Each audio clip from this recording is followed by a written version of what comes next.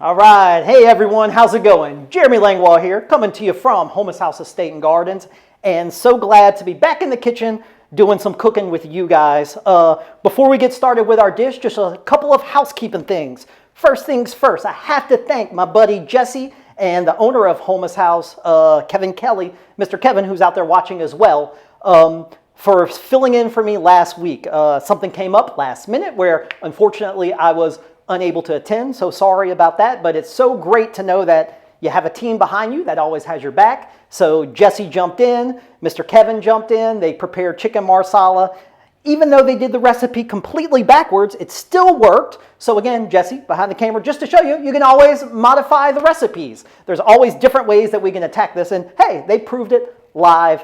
Thanks so much for them. As we get started, always know that we're live. So if at any point during any of the cooking demos you have any questions, now that you've gotten to meet Jessie, she's behind the camera, looking at the comments. You have a question, don't hesitate to let us know. Also, one personal thing before we get started cooking, I wanted to give a shout out. Unfortunately, in our chef community 2 days ago, we lost an absolute legend. His name was Chef Reggie Watkins, and he was a personal friend of mine.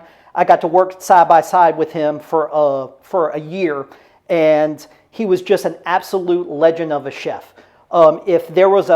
He was the first hire by the famed chef Charlie Trotter, who, if there was a Mount Rushmore of the great American chefs that lived, you'd have someone like a Thomas Keller, and without a doubt, Chef Charlie Trotter would be on that Mount Rushmore of great American chefs. And Reggie Watkins was Chef Charlie Trotter's first hire when he opened his famed restaurant in Chicago in 1984. And he got to travel the world with Chef Trotter. And someone like me, fun fact about me is, as I started my culinary journey in the 90s, my first cookbook, my favorite cookbook, is the Charlie Trotter cookbook. And Charlie Trotter was the chef that was a bucket list chef for me. I had to go to his restaurant. His cookbook is my favorite personal cookbook of all time. And it was such an honor for me to be able to work side by side with someone who had contact with him like Reggie did. And we would speak for hours about just chef life, and I would pick his brain about working with Chef Trotter, and it was just an absolute honor to be able to get to know Reggie and work with Reggie. So Reggie, my brother, I love you, and I dedicate this little humble recipe to you. All right, let's go ahead and get started. So the dish we're preparing today is Catfish Provincial. Let's talk a little bit about it as we get started. First of all, in Louisiana, we love catfish. However, if you are here, unfortunately, I think us as cooks and chefs of this area can do a little bit more with catfish. 9 times out of 10, when you see a catfish, if you're eating catfish in Louisiana, it's almost always going to be fried, which is great, or it might be baked, and that's going to be most of the time. You almost never see any recipes that really go beyond that. Of course, there's some that exist, but that's just not common, and I personally want to change that. I think we could take a fish like catfish and really give it just as much thought and preparation as any great fish out there. And of course, if you're not have access to catfish, this recipe can very simply be changed. Why? You could use sea bass, you could use speckled trout, you could use salmon. Any fish can work with this recipe, but we wanted to take this humble fish, catfish, and really kind of elevate it. So what I wanted to do was still keep it kind of, give it that Creole classic flavor, so we're doing it Provençal. We're going to go ahead and get started, and I'll talk more about what that means when we talk about cooking in Provençal. But the first thing I'm going to do is I have a pan that I'm getting hot. I have my catfish fillets over here, and I'm just going to very simply season them with a little bit of salt and cracked black pepper. That's it. Now, I'm seasoning both sides. Now, for all my friends at home, if you ever, oddly enough, this is a question I get sometimes. People ask you, do you season both sides? Well, my answer is always, if you're going to eat both sides, season both sides. So we're going to eat both sides. It would be weird just to eat one side, so we're going to season both sides.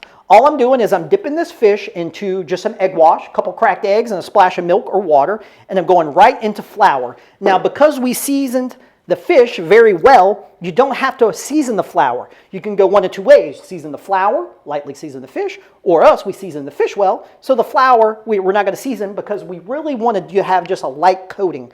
So I dip it quickly in that egg wash, the fillets.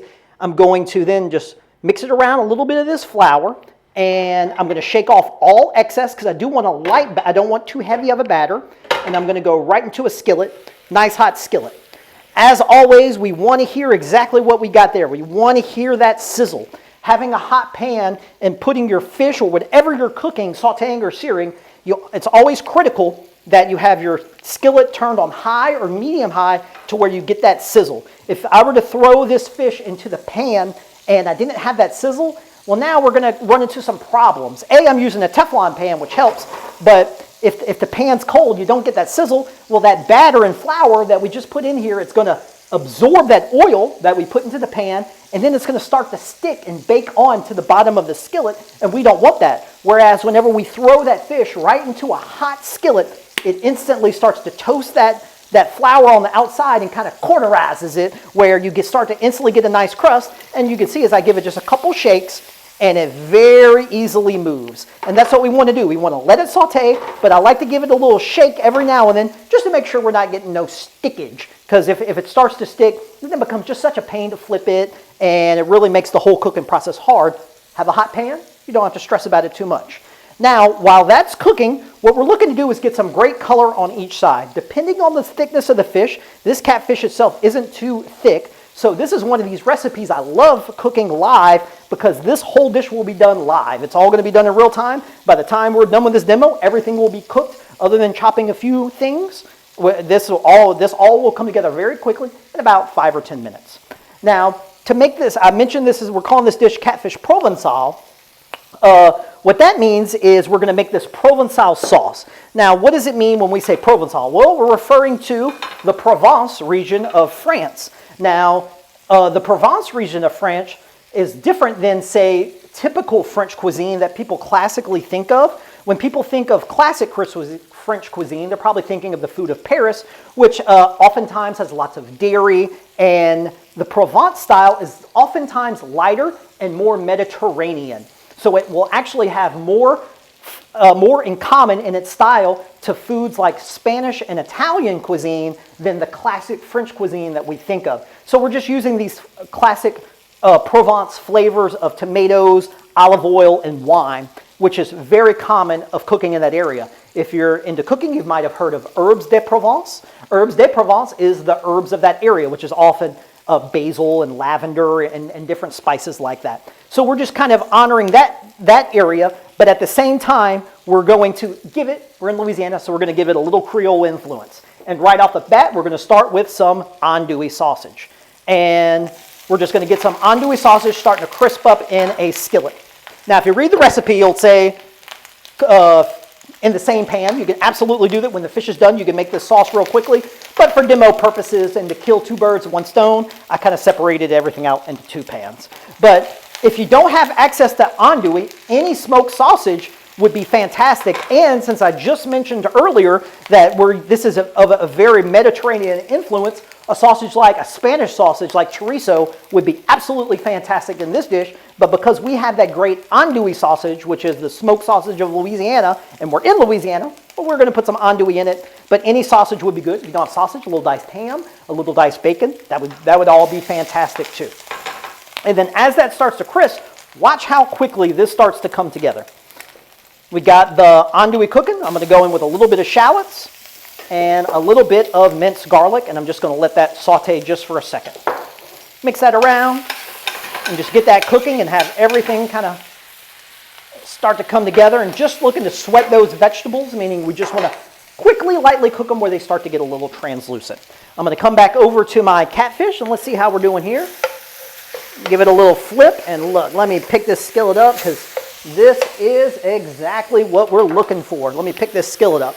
Look at that color that we're starting to get there. We've got a nice, good caramelization, and that's important. You really, although you don't want it to stick and you want to move it around every time just to make sure that fish isn't sticking, you're going to develop so much flavor by letting that flour start to caramelize on the fish. You're really looking to get that golden brown color. That's where you get so much flavor.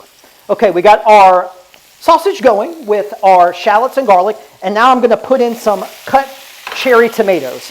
Now, our recipe, which is going to be showing up online on Facebook, or also our recipes are always available on our website. If you read the actual recipe, the recipe says diced tomatoes. Well, here's a quick little trick that I like to do.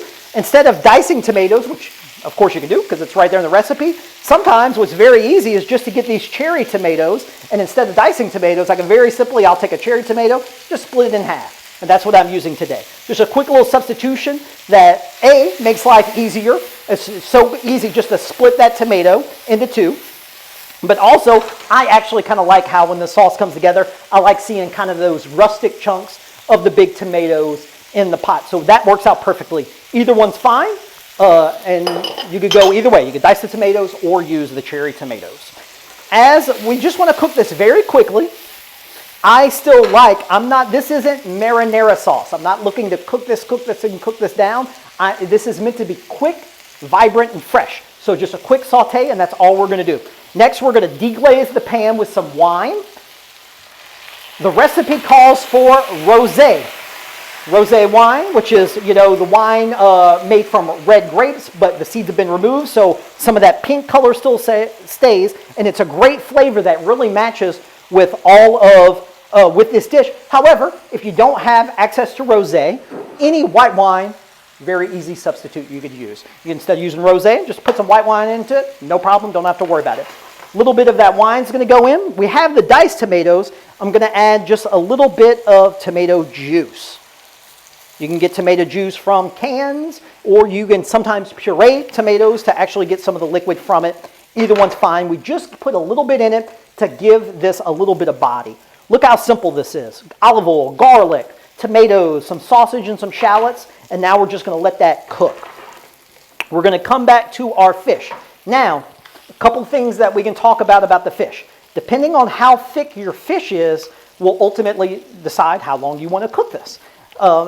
Thin pieces of fish are going to cook faster, but let's say you were doing this with halibut or a thick piece of salmon, which you could easily adapt this thing. What you might want to do is it might not finish cooking in the skillet, so what I like to do is have an oven turned on 350 degrees, and you could saute your fish on each side and get that great crust, and then you can just take that skillet, transfer it right to the oven. Important that it's not wooden or rubber, because that will burn in the oven, but I can put this skillet right into an oven and just let it go for about 5 or 10 minutes, and it'll finish cooking this fish. But if you're wondering, anytime you're cooking a white flaky fish, like trout, like catfish, how do you know when it's done? Well, I want to show you. If I take my finger and I just kind of press on the fish, and because the fish is flaky, if my finger easily kind of pushes into the fish and I can feel those layers kind of separating, and I get no resistance, no bounce back, then I know the fish is done. So this catfish here, I'm pushing it, and I feel I know if I apply just a little bit of pressure, my finger would go right through that fish. I know the fish is done, because fish gets very flaky whenever it's cooked. If it was still a little rubbery, if it's a little bouncy, that means the fish is probably still a little raw on the inside. It hasn't cooked all the way. Or you could always just take a knife, do a little cut in, peek inside, and that's an easy way as well. Back to our sauce. We let that tomato juice and that wine simmer a little bit. Right at the very end, we're going to add some chopped parsley, some sliced green onions, and then, of course, everything we're going to season with a little bit of salt, a little bit of cracked black pepper. And that is it. Like I said, in real time, this comes together very quickly. Just give this a little mix. And what I like about this is you can prepare this very quickly, and I love the freshness about it. I love the vibrance about it. It's not nothing, like I said, not a marinara. We're not cooking them tomatoes down. We still want those tomatoes to have some texture and some freshness about it. So how are we going to serve it? Well, I'm just doing everything real simply. So all I'm going to do is I'm going to take and put a nice scoop of rice on here, but vegetables, fantastic, roasted potatoes, pasta, a little buttered pasta noodles on the bottom would all be really killer with this dish. But also we can just keep it simple as well and just put a little bit of steamed rice. It's almost like a Creole. I need a spoon, that one right here. And we can go ahead and plate this up. I'm going to take one of these pieces of catfish, put that on top, and then we're going to come back with a nice generous helping of this Provençal topping with all those great sausage and tomatoes and just wine. And this was just made so simply, but it has such great, fresh, vibrant flavor. I just love it. we like to finish a lot of dishes anytime. Herbs, green herbs go so well with tomatoes, so we like adding a little bit of green oil in the restaurant. And then I have a little bit of fresh basil here. And what I like to do, because this is so delicate, I'm just going to kind of rip some of these, you know, basil and tomatoes. That's classic. So we're just going to rip a little bit of this fresh basil. I'm not even chopping it. I'm just tearing some of this basil with my hands. And there it is, guys. This is our Catfish Provincial, cooked in the style, a Creole style, with our Provence, France influence. There it is. Thank y'all so much. So great to be back here cooking with you guys. We'll see you next week.